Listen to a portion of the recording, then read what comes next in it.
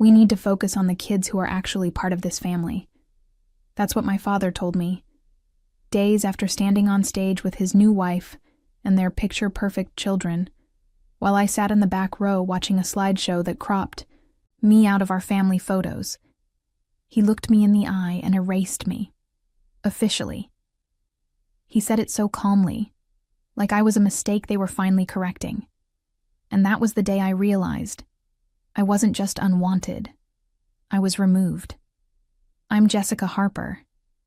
I always knew I wasn't Gary's favorite, but I didn't know he was saving that spot for a family that didn't include me at all. When my mom died, I was 2. I don't remember her voice, her laugh, or the way she held me. All I had was a father who showed up in body, but never in spirit. Gary raised me like I was a favor he regretted. My meals made by my grandparents, my birthdays remembered by teachers, not him. He provided a roof and silence, nothing more. Still, I held on, thinking maybe that was just how grief looked on him. Then came Kendra. Kendra arrived like a movie mom, bright sundresses, fresh-baked lies, and a daughter named Madison who looked like she belonged in a Hallmark catalog. I was 13 when she moved in, and for a moment, I let myself hope. Maybe a new wife would mean a warmer home. Maybe a new sister would mean I wasn't alone. I was wrong. 2 years later, Kendra gave birth to Ryan, a boy. The heir, apparently. And just like that, I became background noise. I stopped being called Jess and started being referred to as her. I wasn't invited to their Sunday brunches, wasn't in the Christmas cards, wasn't even asked what I wanted for dinner. I started noticing little things. Family pictures on the wall that didn't include me. Inside jokes I wasn't part of. Conversations that hushed when I entered the room. But nothing prepared me for the fall festival. Gary was being honored as Community Father of the Year. I sat in the back of the town hall while Kendra smiled beside him, Madison and Ryan beaming on either side. Then came the slideshow, dozens of pictures of Gary and his family. I wasn't in a single one, not even baby photos. In one picture I was in, my face had been cropped out. Only Madison's pink dress remained beside Gary's arm. Under it, a caption. Our perfect start, finally whole. People noticed. My friends, my teachers. One of them leaned over and whispered, "Did they forget you?" I wanted to laugh. No, I wasn't forgotten. I was deliberately erased. 3 days later, Gary sat me down in the kitchen and said, "We need to focus on the kids who are actually part of this family." He used that voice, the one managers use to fire someone without getting sued. Told me I'd be moving in with my grandparents, for a while, just to give Kendra some space. By the weekend, my phone plan was canceled. Family Netflix? Logged. Out. Group chat? Gone. I wasn't just unwanted. I was officially removed. The day I moved into my grandparents' house, I didn't cry. I didn't yell. I just carried my garbage bag of clothes into the spare room, sat on the bed, and stared at the ceiling like I was waiting to wake up from a bad dream. But this wasn't a nightmare.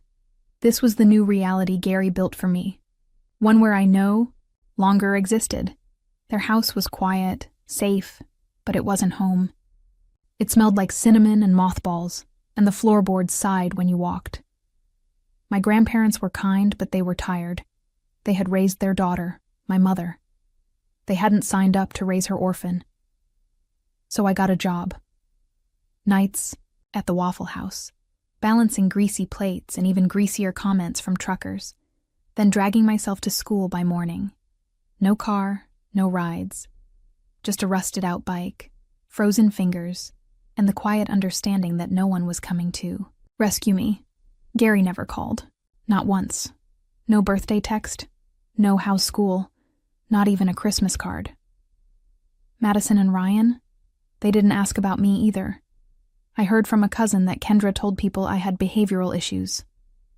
At a family gathering, I wasn't Invited to, she laughed and called me Gary's first mistake. It didn't hurt the way it used to. It burned colder, deeper, like frostbite. I stopped looking for warmth where there was none. When I got accepted into a state university, it should have been a moment of triumph. But all I felt was dread. I needed a co-signer for my student loan. My grandparents couldn't. So, against my better judgment, I called Gary. I still remember his voice on the other end. Tight, clipped, formal, like a stranger.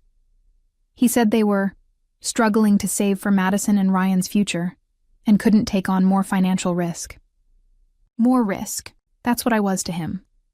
I was ready to give up until Uncle Barry, my mom's quiet, oddball cousin, stepped in. No big speech, just a signature, a shrug, and a line I'll never forget. You owe nothing to anyone who made you feel small. That night I stared at the ceiling again. But this time, I didn't feel helpless. I felt steel forming in my spine. I made myself a promise. I will build my future brick by brick, and I will never beg again. They say success is the best revenge. I disagree. Success is the silence before the reckoning, and I had built my silence well. I started at the bottom, data entry at a tech company that didn't even spell my name right on the ID badge. I smiled through every condescending training session, every smug supervisor, every late night with vending machine dinners and eyes burning from code tutorials on YouTube. I didn't complain. I upgraded my skills, rebuilt my resume every 6 months, and kept my mouth shut while I learned how power actually moves behind the curtain. By 31, I wasn't the intern fetching coffee. I was director of design at a firm whose software ran behind the scenes of 3 Fortune 500 companies. My office was sleek and glass-walled, and the sunlight caught the metallic edges of awards I'd never bother posting about. I never shared my wins. Not on social media. Not with classmates. Especially not with family. My success was sacred. Mine alone. Then a box showed up. Brown, weathered, taped 3 times over. From Uncle Barry. Inside, my mother's handwriting, faded letters, and a truth that burned through my bones. There were life insurance documents I'd never seen. She had left me a small trust fund, enough to cover my college tuition. It was cashed out by Gary 2 months after her funeral. The listed reason? Emergency expenses. Emergency expenses. Try Kendra's engagement ring, or Madison's private school, or the down payment on their second car. He didn't just abandon me. He stole from the future my mother died trying to protect. I stared at those documents for hours. Not crying, not shaking, just cold. There was power in that moment. The moment you realized the villain in your life finally handed you the sword. Told no one. Not yet. I just kept working, climbing, stacking every success like a brick wall between me and the people who made me feel like I didn't belong. Then came the promotion. Director. Only the second woman under 35 to hold that title at my firm. I told Uncle Barry over coffee as a thank you for the loan, the box, the quiet loyalty. He smiled, clapped my shoulder, and mentioned it offhandedly at a family wedding. 1 week later, there was a knock at my door. Gary and Kendra, smiling, and I knew, without a word, that they weren't here to apologize. When I opened the door and saw them standing there, Gary in his stiff buttoned shirt, Kendra wrapped in fake pearls and faux warmth, I did something I hadn't done in 17 years. I hesitated. There was a flicker, deep in my gut, a voice that whispered maybe they've changed. Maybe they were here to finally say the words they'd withheld for nearly 2 decades. We were wrong. We're sorry. But no. That wasn't why they came. That flicker was crushed the moment Gary stepped into my house like he still owned it. He scanned the place like it was a showroom and smirked. We heard you're doing well. Madison's starting nursing school, and Ryan's looking at colleges. He didn't ask how I was. He didn't congratulate me. Just business, right from the jump. Kendra sat down without asking and crossed her legs like she'd done me the favor of gracing my couch. Then came the pitch. "You've always wanted to be part of the family," Kendra said, smiling like a Stepford snake. "Here's your chance to show it." Gary nodded along, solemn. "We sacrificed a lot raising you. We just thought maybe, now it's your turn to give back." I didn't say anything at first.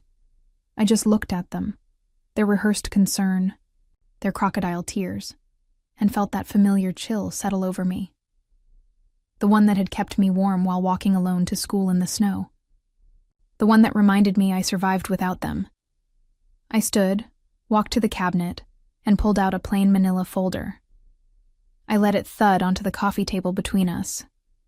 Inside, copies of the trust fund documents, my mother's letters, my stolen future. Gary's jaw twitched when he saw his own signature on the liquidation form. Kendra's smile wavered. "I already paid for college once," I said quietly. "You just didn't let me use it." Their mouths opened, but I didn't give them time. "You chose who mattered. You erased me from your pictures, your plans, your lives. Now you want a refund on your golden children and you think I'm the ATM?" I leaned forward, voice low but sharp. "You already stole my future once. You don't get another shot." Then I stood up, calm, final. "You chose your real family. Let them pay their real bills." And I opened the door. Not to welcome them in, but to make damn sure they left. The thing about monsters is they don't slink away when you shut the door on them. They circle. They stalk. They wait for darkness. After I threw them out, I thought maybe, that would be the end of it. But Kendra doesn't accept silence. She weaponizes it. The first shot was Facebook. A picture of her, Ryan, and Madison at some backyard barbecue, with a caption soaked in sugar and venom. "Some people forget who loved them first, but real family always sticks together." She didn't tag me, but she didn't have to. Aita. Comments knew exactly who she meant. Then came the emails. Anonymous accounts accusing me of being heartless, ungrateful, mentally unstable. Screenshots from fake profiles using my name, my face, but twisted. Comments on design forums. Nasty messages on my company's socials. Quiet poison slipped into professional spaces I had fought to build. But the lowest blow came in the form of Madison. She messaged me late one night saying she wanted out, said Gary was controlling, Kendra was toxic, and she felt like she was suffocating. She'd seen what I made of myself, and she needed help. I stared at the screen for a long time before answering. I still remembered Madison as the wide-eyed little girl who used to play dress-up in my hand-me-downs, and some part of me, some aching, bruised part, wanted to believe she was different. So I agreed to meet. We met at a quiet cafe. I ordered tea. Madison ordered nothing. Her eyes were wide, rehearsed. She fidgeted, kept glancing at her purse. And that's when I knew. I leaned forward, lowered my voice. "They're listening, aren't they?" She froze. Her mouth opened. No words, just guilt. I stood up and walked out. It was a setup. They'd hoped I'd say something emotional. Something they could twist, record, use against me. But I've lived in silence for years. I don't speak unless I choose to. The next morning, HR called me in. Someone had been contacting my employer, claiming I was unstable, vindictive, a threat to team cohesion. I didn't flinch. I just went home, installed cameras, locked everything down. That night, I looked out my window and saw Gary, parked across the street, engine off, lights off, watching. He wasn't just a deadbeat, dad anymore. He was a predator. Power doesn't always roar. Sometimes it walks on stage in a black dress, heels clicking like a countdown. The tech gala was everything it was supposed to be. Sleek lighting, soft jazz, and the sharp scent of money and ambition in the air. I was being honored for innovation and leadership. Director of design, trailblazer, rising force in the industry. I didn't bring a date.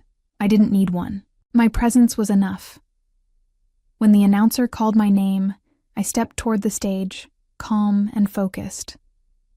I'd written my speech the night before, something short, humble, professional.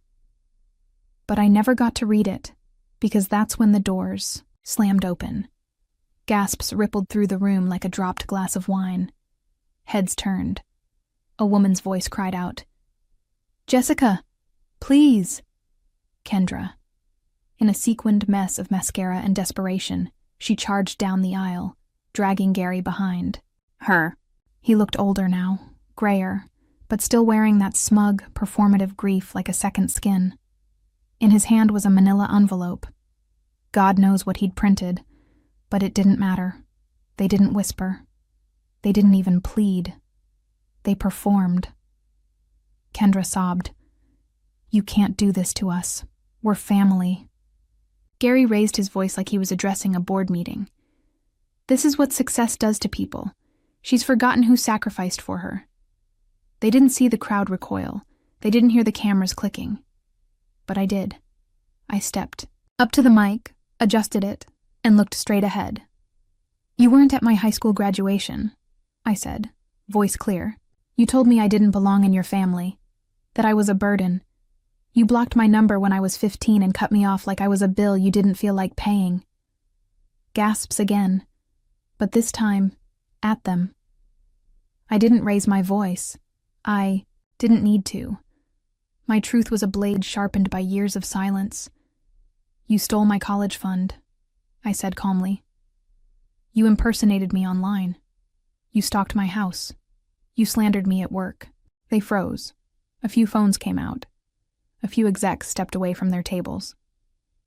"You didn't come here for closure," I said. "You came here for money. But I'm not a bank. I'm not your guilt project. I'm not your redemption arc." I paused. "I'm the daughter you threw away." And that was when my team, my real people, stood. Clapping, not out of pity, but out of respect. Security approached. Gary tried to argue. Kendra begged. But they were escorted out under the cold, electric stare of 100 industry eyes. Later that night, a photo of me at the podium, unshaken and unapologetic, went viral on LinkedIn. The caption someone else had written? "You can't erase her now. They tried to break me. Instead, they built my legend." Justice doesn't always scream. Sometimes it arrives in the silence after the storm, when the damage is done, and all that's left is the rebuilding. The legal fallout hit like a hammer. Gary was officially charged with stalking and harassment. The restraining order was granted with barely a question asked. Turns out security footage and witness statements carry more weight than crocodile tears. The local news picked up the story. Not for me, I hadn't asked, but because public meltdowns at high-profile events tend to make headlines. The headline read, "Tech Director Speaks Out After Public Confrontation with Estranged Family." The word estranged never sounded so satisfying. Extended family members started cutting Gary off like he was contagious. The same ones who once shared Kendra's family barbecue photos were now condemning them online, trying to outrun the stink. Kendra? She filed for divorce a week later. Ryan and Madison, her golden heirs, were sent to live with her sister while the courts untangled the mess. I didn't feel triumphant. I didn't feel pity either. Just distance. Beautiful. Cold. Distance. I sold the house. Too many memories in the corners. Too many shadows in the walls. I found a modern loft downtown. Concrete, open windows, sunlight slicing across white brick. Nothing clung to me there. It was fresh. Mine. A new chapter. With no footnotes from the past. And then, as I unpacked the last box, I saw it. A small envelope slipped between the tape. No return address, no markings, just my name, written in tight, familiar handwriting. Inside was a Polaroid, me and my mother. I was 2, sitting in her lap, beaming. She was looking at me like I was her entire world. Tucked behind the photo was a note, just a single line. You were always enough. Love doesn't leave you behind. No signature, no hint of where it came from. Maybe Uncle Barry, maybe Madison, trying to atone. Maybe no one I'll ever know. Maybe it was my mother, her voice echoing through time, through paper, through pain. I didn't cry. Not this time. I took the photo, pinned it above my new desk, and locked the door behind me. Not in fear, but in finality. Because the truth is, I didn't need closure. I just needed peace. Turns out I wasn't the one who needed to grow up. I just needed to grow away.